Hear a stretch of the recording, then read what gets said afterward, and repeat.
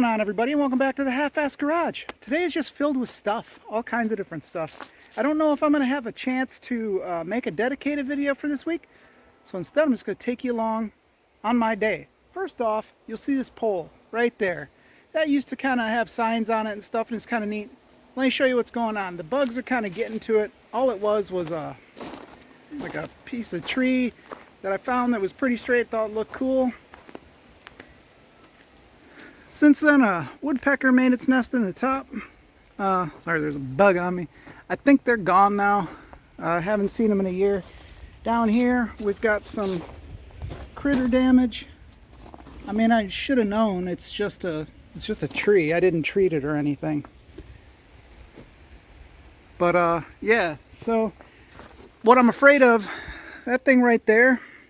That's my interwebs for out here, and that's expensive ubiquity stuff. So I don't want the wind to come by and just take this thing out, come down, smash out my window, rip off my wireless bridge, and hit whatever else is here. So I'm gonna just try to knock it down by hand, and if I don't, Rusty Ram will have me for the assist. So that's what we're gonna do first off.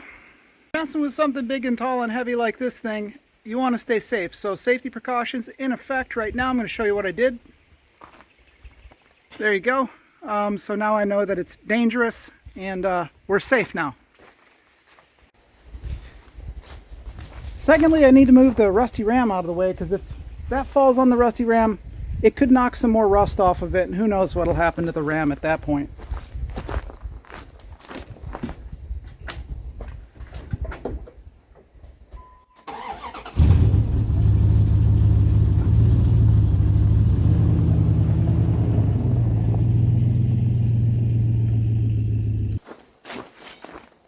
Alright, so the Rusty Ram is out of the way. We have the danger sign on there. Everything is good, so I don't see where anything can go wrong, really. Alright, so the first thing I'm going to do is I'm going to attack this thing from the side, Chuck Norris style, Bruce Lee, and we're going to try to knock it into the neighbor's yard or knock it over. So we've got the wood pile right there, so I really think that with my kung fu skills, no problem. So it'll fall that way, probably into sawdust, so hang on.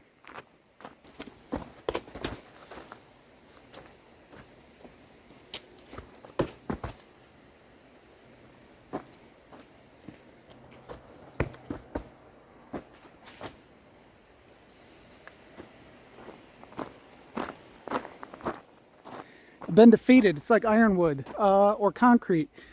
I don't think that I made that out of concrete, but you know, I'm artistic, so maybe I could have.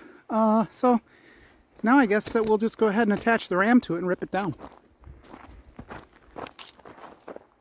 Alright, well, I've got this special rope. It's made out of yellow titanium. It's hooked up to the Rusty Ram. Oh, critical error. I had to throw it low. So there we go. Probably something will break that isn't part of that. But we'll find out. I have a lot of faith in my junk ideas. So, yeah, I'm going to put you over here on a stand. That way you can watch the whole thing unfold. There we go. Look at that. All right. Prepare to be amazed. Or disappointed. Be back.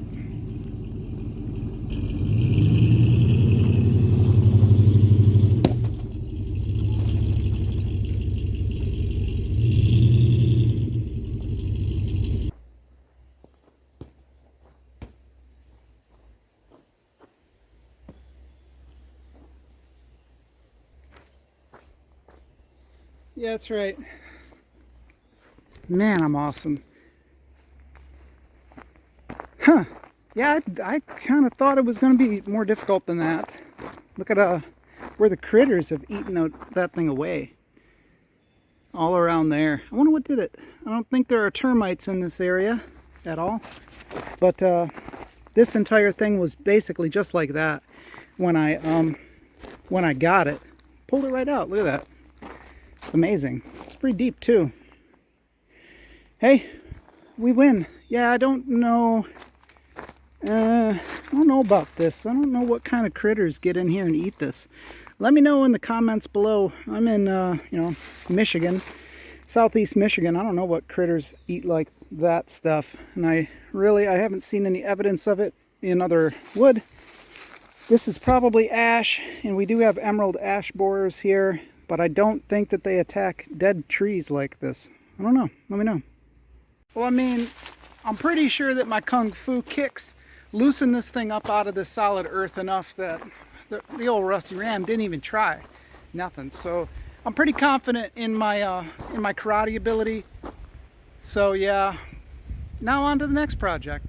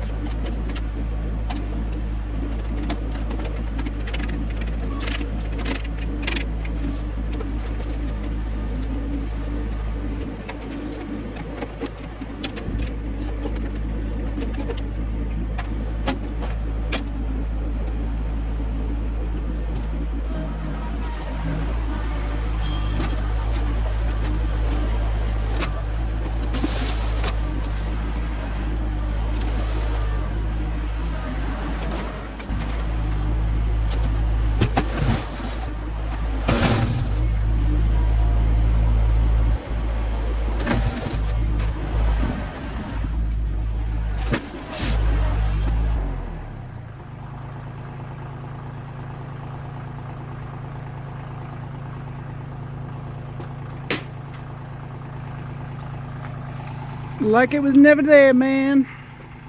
Not too bad. This will sink over time, so I'll just have to come in and do a little spot filling here and there, but overall it's good. I think that thing, it's worth every single penny for a place like this. You know, I've got all that to cut out there. I can't do that today, but without this thing, life would be miserable.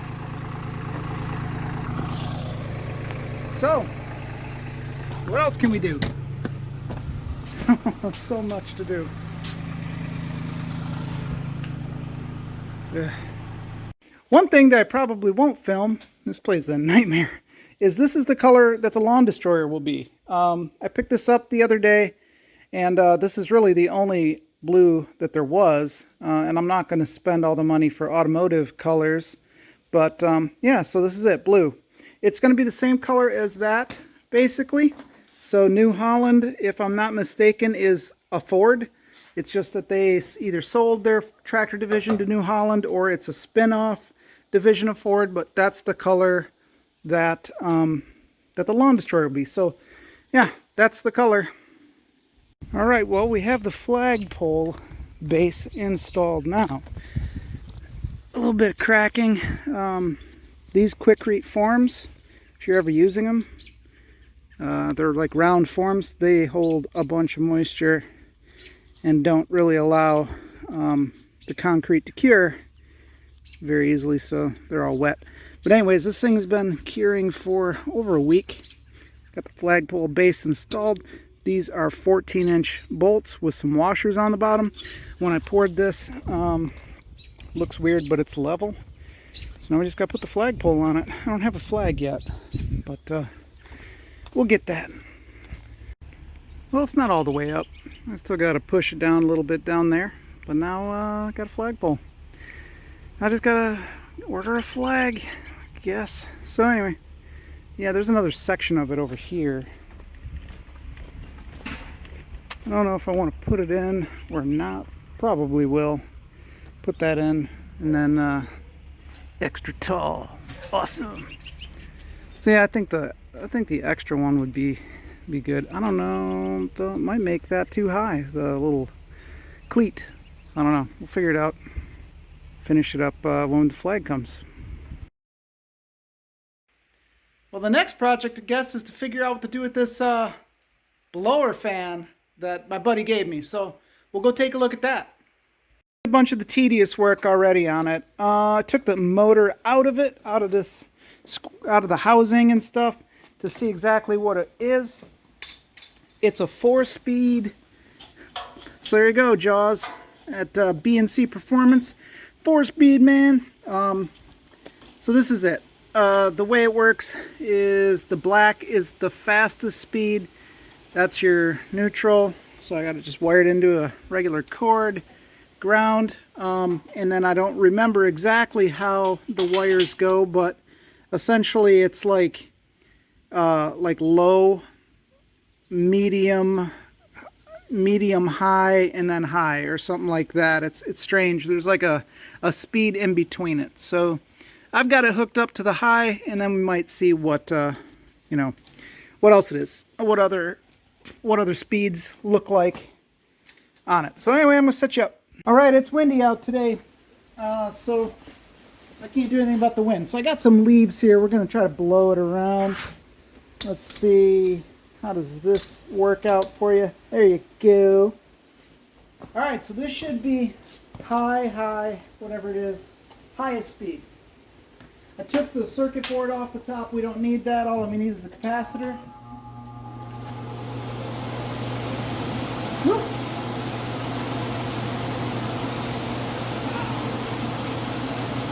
This thing's crazy. It's got some power, man. Alright, so that's high. High is pretty insane. I don't know if you can really see, but high's nuts. I wonder what blue is. I don't know, let's try blue.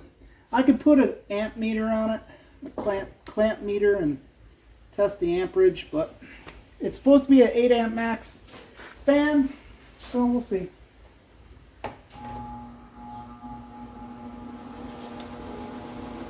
That's a lot more reasonable, isn't it?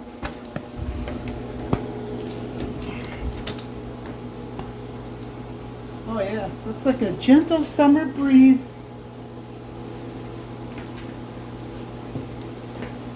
Yeah, this one is this one's nice.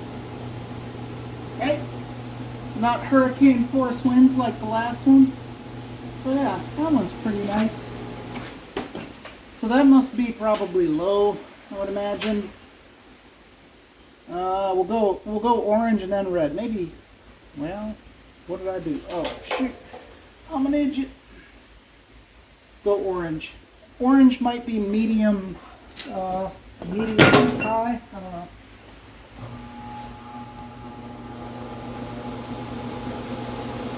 Yeah, quite a bit more. Whee! Well, I lost our test thing. That's a lot of wind. It's actually not turning that fast. It's just a bunch of wind. So let's try the other one. What was it? We'll try the red.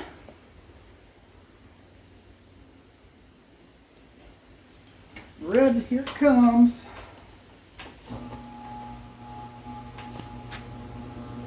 Ooh, red might be the slowest one. Yeah, look at that. Barely anything. All right. Well, that's pretty cool. So now I can, it's getting actually warm. I can hook this up to, and make like a shroud for it. Let's put it back on ripping fast. Oh, I ripped the thing off. Damn cheap Harbor Freight crap. Okay, we're repaired. Let's plug it in and see how it works.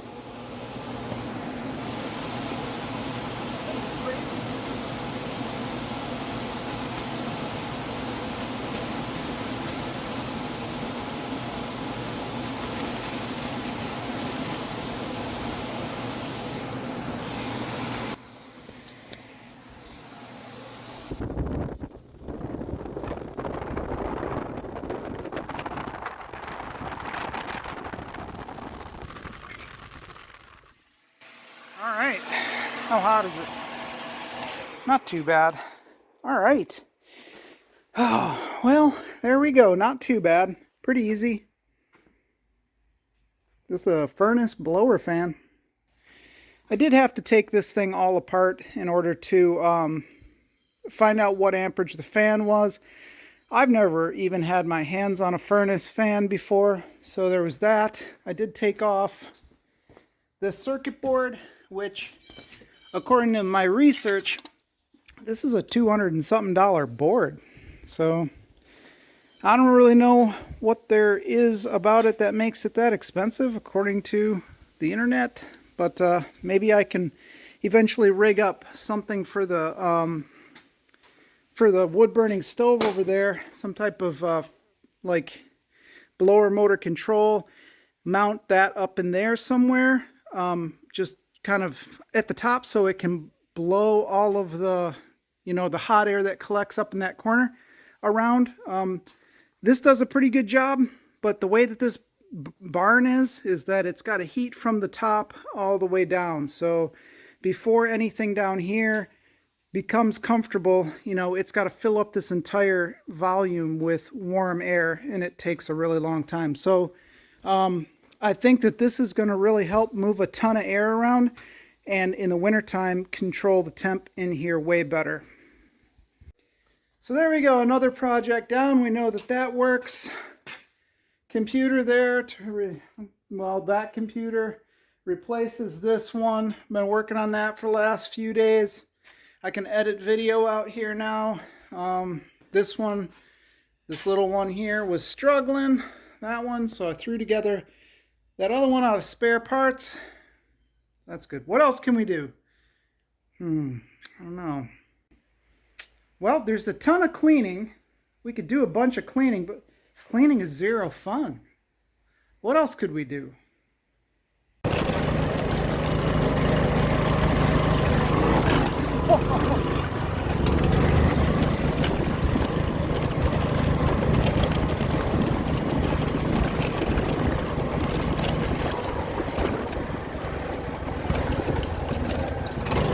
Brakes broken.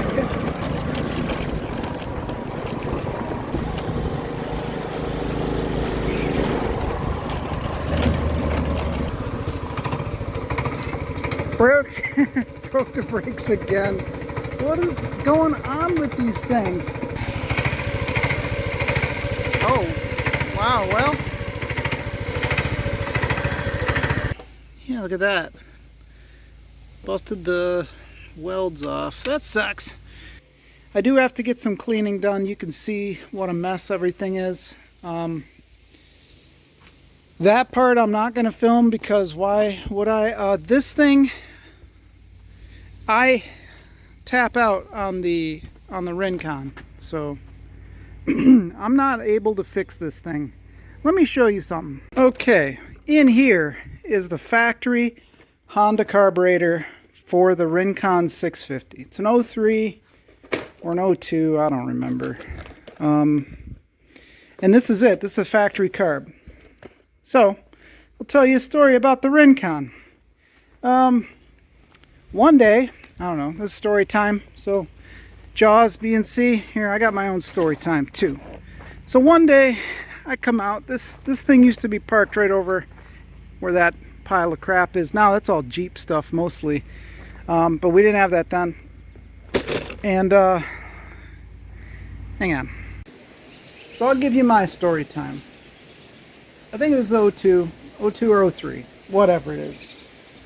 One day, 6 years ago or so, something like that, 7 years ago, I come outside, it's like a summer day like this, and I go get ready to ride it, and the entire tank of fuel had drained out onto the ground over the night. So, needle and seat type stuff, right? So I tap on the carb, fill it up with gas, no problem, you know, it held the gas. So drove it around a little bit, no problem, not a leak, everything bone dry. Park it for the night, come out the next day, all the gas is gone again. So whatever. Then a couple of days I was fighting it. I could only keep like a gallon of gas in it, and I'd run it down, and then that was it. That's how I was driving it because I didn't have time to deal with it. So anyway, like a day or two later, it goes into limp mode. So limp mode on this because it doesn't have a manual regular transmission like a motorcycle or other quad. This is all electronic, selectable four-wheel drive with a switch. You know, it's got a torque converter in it like a car. It's the whole shot. There is no way to shift this thing except using the electronics. So took it into the Honda dealer, which is about 4 miles up the road. The computers were bad. So it's like $1,400 for the computers for this thing. And I figured, you know, it's in the Honda dealer. They're supposed to have like some type of scanner that only they have, the dealers, and you can't do anything otherwise with it. So anyway, they dealt with that. And I just said, fix the carb while you're at it because it's draining out all the gas. So there you go. 2 or 3 weeks later on, get it back to say it's done. All right, drive down there with this trailer actually, and then pick it up, drive it home, wouldn't start. So, you know, whatever, kept messing with it. Called them up, they said bring it back. So I brought it back to them. They kept it for like another week or so, and then said, all right, it's done. You know, bring it back here. So, great, bring it back here. Drove around, seemed fine.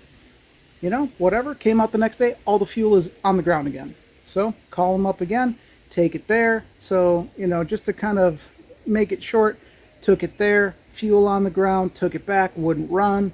All this stuff wouldn't run, fuel on the ground, all this stuff. They said that they ultrasonically cleaned it, they switched all the stuff, they did everything that they said that they could do. So finally it gets to the point where it's still not running and it's still draining fuel, and they told me, don't bring it back. We don't want to deal with it anymore. So this is the Honda dealership in town, and surprisingly they're not in business anymore. But yeah, they finally just said, we don't want your quad back in here, so don't bring it back. So the factory quads for this, or factory carburetors for this, are like $400, something like that, for a Honda carb. So finally I kept messing with this one, and I just had enough. And it was been like 2 years at that point, tinkering with it, messing with it. It's really difficult to get to. It's right in the middle under the seat. You got to take off the whole front fairing, all this stuff. It's like right under there. So finally start tinkering with it. I just say, screw it, you know what, I'm just gonna buy one of those cheap Chinese knockoff carbs. They're like $90. Give it a shot and see what happens. So I buy one, comes in, throw it on, thing runs like a dream. It just fires right up. Drove around for a year, perfect, no problem at all. Just those out of the box settings, ran great. So then after about a year or two of that, this thing started doing this funky deal where it would run fine for any amount of time. 10 minutes, 5 minutes, 2 hours, hour and a half the day, unknown, just random. And then it would just start to miss once, miss twice, keep missing, just get progressively worse, until finally it was just so rich you couldn't get it to run unless it was wide open throttle. Now on this thing, because this shifter here it's like a car, if you try to shift this thing with the throttle wide open, it's just going to grind. It'll never go into gear. So it has to be at a pretty low idle to select the gear, forward and reverse, and that's it. So it has to be wide open throttle. So I had to basically, I got stranded like 3 or 4 or 5 times way out where I was stuck, and I had to just about let it stall and then shove it into gear and then wide open throttle all the way back home. And that was sketchy. So if you watched the video where I got the receiver hitch out of the Ram, those railroad spikes I picked up while I was out failing in this thing. So that's the story. Anyway, neighbor across the street finally said that he has a friend that's supposed to be a wizard with this stuff, and I called him up a couple days ago. He said that he'll go through it, it'll be tip-top, and that's the story with that. So tomorrow he's got some things in his shop already. If they're gone, this thing goes away and has somebody that knows what they're doing work on it, because I'm at my wit's end. I've tried everything, so I don't know what the deal is with it. I'm just lost with this particular thing. Other people seem to have great luck with these Rincons, but man, it's been a nightmare ever since we got it. Also, a funny thing with this is it's got a switch here, all the keys in there. It's got an electric fan on the front. Also, right underneath here is an oil temperature sender, like an oil temperature switch. If the oil gets hot enough, it'll kick the front fan on, right? Sounds legit. If that switch fails, the fan will never come on. Like, it just won't come on at all. So you could potentially overheat it then. So the way that the switch works is whenever it reaches whatever temp it's set at, it'll open up and ground out. And whenever it grounds, that's the trigger to start the fan. So I just found a KC light switch at a junkyard, hooked that up to the ground, and now the fan will be switchable because whatever, that's just a sensor. It doesn't do anything else except for turn on that fan. Seems like a pretty crappy design from Honda that if that switch fails, your fan never comes on and you overheat. This thing is not cheap to fix. So anyways, that's the story with this thing. Hopefully it works and he gets it all sorted out. I did shoot this earlier, but the neighbor had his lawnmower out, and this mic on this thing just really picked that up mostly. And I do have another microphone like what Mortsky Repair uses. He hooked me up or told me what to get, and that should be here tomorrow. So hopefully all the audio stuff will be sorted out here shortly. Man, that's sharp.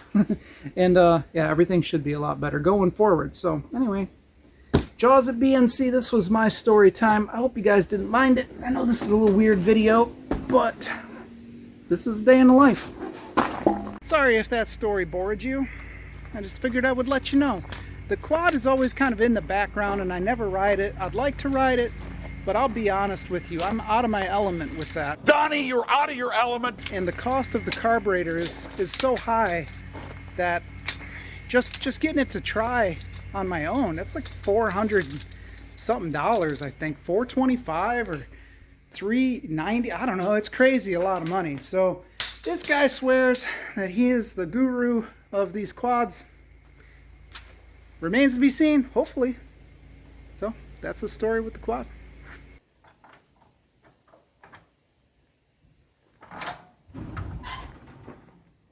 There we go.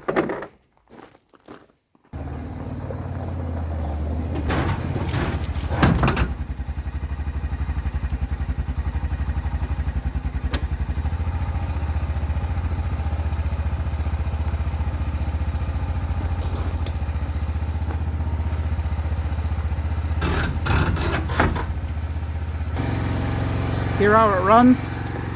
All weird. It's like always hunting for a different idol.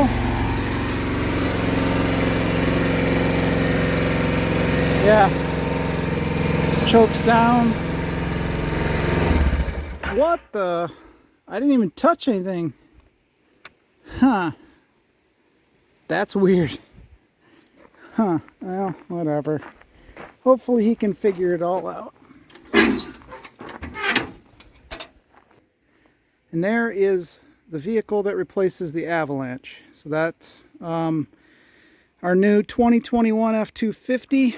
Basically a base model except for the FX4 off-road package. It's four-wheel drive, obviously.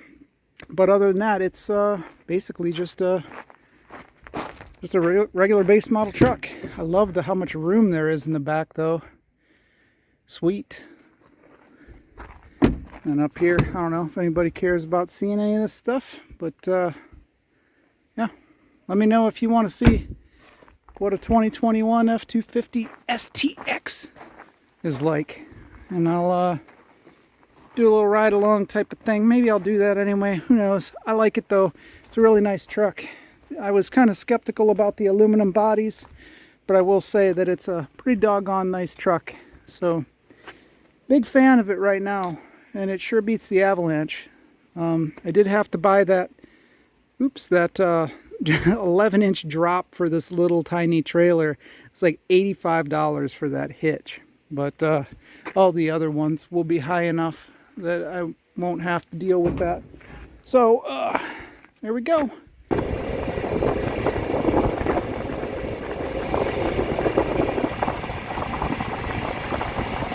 There was a lot that I did today that I didn't really film because really no one would want to watch that stuff.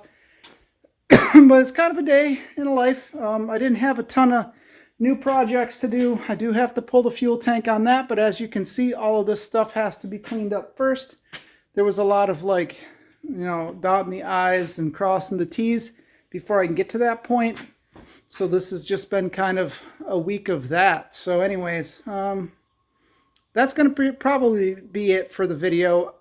If not, I'll pick it up tomorrow if something better comes along. Otherwise, thanks a lot for watching the Half-Ass Garage. Hope you didn't mind this little tangent video. I know it's not a project, but whatever, still got to do stuff. And yeah, like and subscribe. Help the channel grow. It really helps out and means a lot. So it's 9 o'clock and I'm tired, 9:30. So I'm going to go on inside and I'll catch you later. Thanks a lot.